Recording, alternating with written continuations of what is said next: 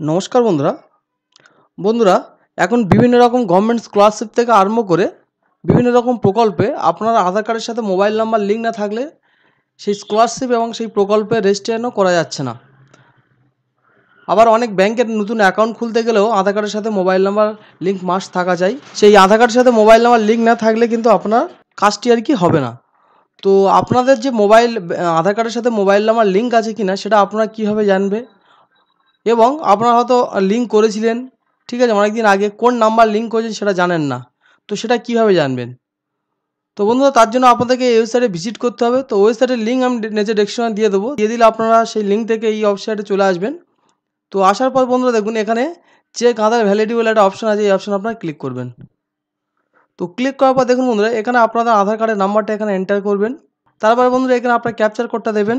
তারপর বন্ধুরা এই যে পজিট অপশনে আপনারা ক্লিক করবেন।